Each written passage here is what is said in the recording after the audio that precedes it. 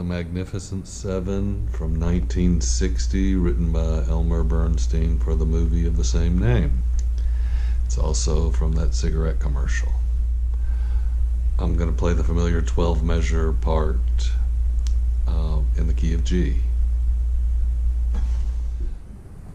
The first chords are a G and a C. First chord is a G, and you just roll up to the second string and then hit the second string on the third fret, and then hit the open first string and hit the second string on the third fret, and then you play the C chord and roll up to the second string and hit the G, which is the third fret on the first string. Then you repeat the G part and go to an F. And both of these notes are in the chord. It's the second string and the third string. Comfortable playing the bar F, you can just play this F.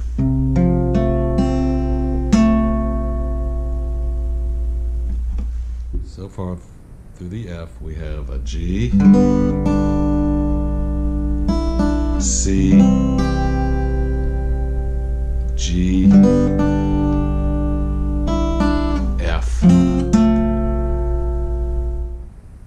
This time around on the G, you start off with the same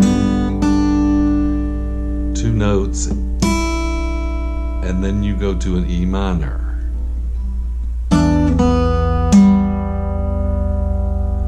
And with this E minor, you're playing a third fret on the second string, open second string, and the open third string. Then it goes to an A minor seventh. An A minor looks, it's an A, it's the second fret on the fourth string, it's an open third string, it's the first fret on the second string, and your pinky goes on the third fret of this first string. And then open. And then you go to the D chord. You don't have to hit the first string, so you'll have to push down the third fret of the second string and the second fret of the third string. Using your, this is your melody, and then open second string, and then open third string, and then the fourth string is fretted on the second fret. And then back to the G chord. From the F, I'll play it slow. And it's G, E minor, A minor seventh, D, G. And for the G, it's this third string that's in your melody. For the G chord, you're just holding down these two strings, the third fret of the sixth string and the second fret of the fifth string. And just playing these first four strings, because then you're going to immediately move up to the C, so move these two fingers up one. When you're playing the G, you're using the third string as your melody. Then you immediately move up to the C, using the second string, the open B, as your melody.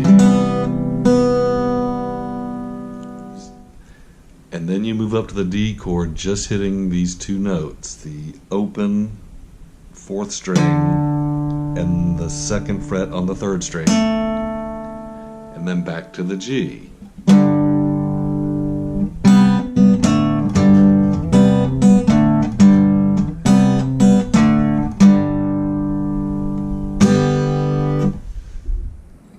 The G, C, D,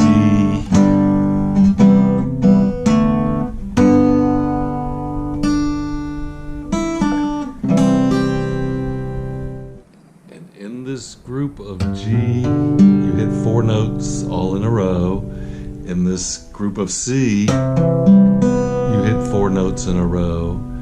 And for the D, you're just hitting those 2 notes, but the A is also included in there too if you accidentally hit that.